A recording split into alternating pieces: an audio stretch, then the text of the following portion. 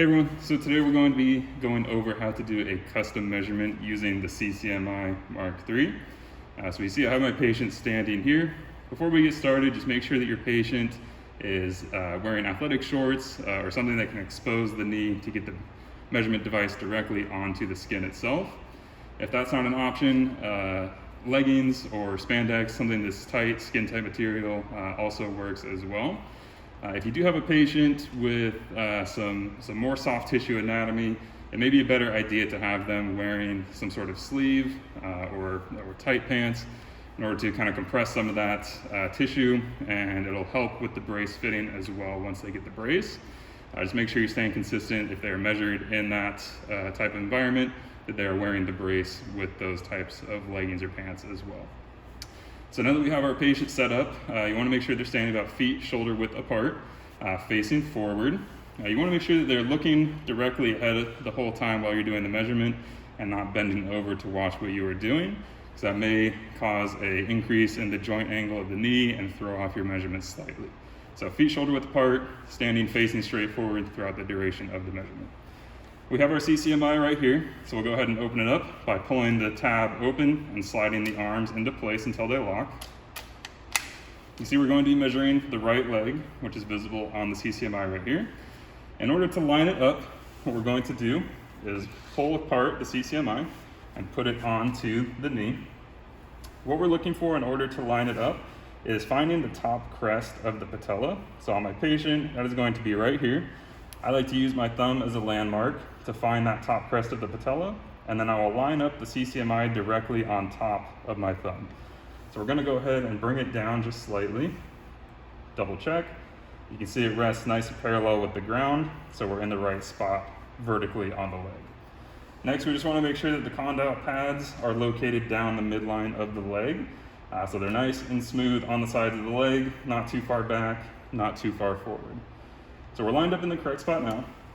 What we're going to go ahead and do is put on the tape measure for the thigh. I'm going to go ahead and do a standard thigh on this patient. So we're going to push down on the button on top of the CCMI and pull the tape measure out of its housing. I like to give myself a little extra length here so we can wrap it around the patient's leg. And when we hook it into place, I find it easier to hold it down and slide the hook into the slot right here. And now that we're locked into place, we can bring the tape measure around the thigh and hold on to it while we push the button to slowly release it back into the housing. So that's nice and taut there. Next thing we're going to do is move on to the calf portion, following the same steps, pushing the button down and pulling the tape measure out, bringing it around, and hooking it into place on the tape measure housing.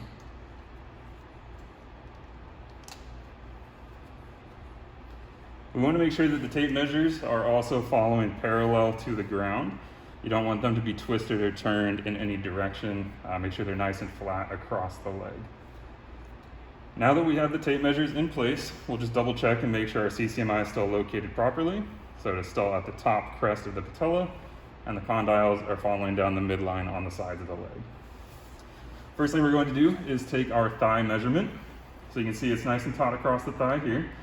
So we'll take this reading following the little white mark on the housing to see where it lines up on the tape measure itself. What I like to do though is use 2 fingers on the thigh to insert between the tape measure and the side of the housing, and then take that measurement reading right there.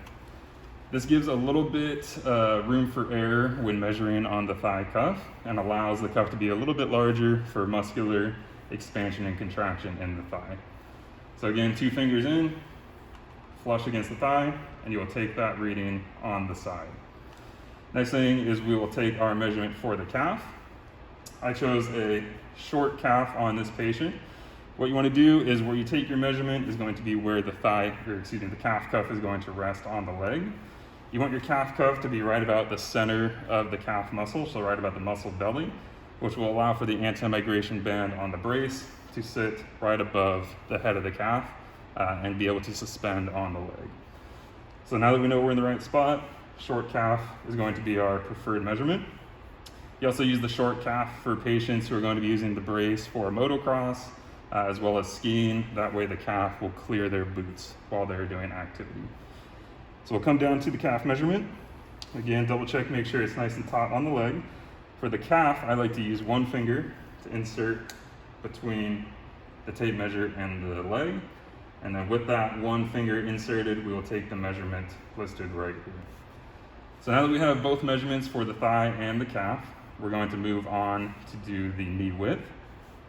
So you can see our knee width measurement is going to be in this front window here.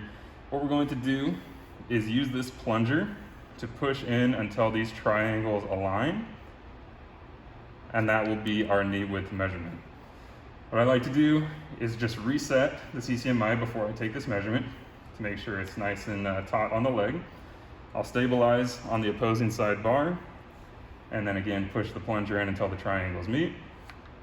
Take the measurement, and I do this 3 times and take the average of those measurements to make sure I'm getting the most accurate knee width measurement.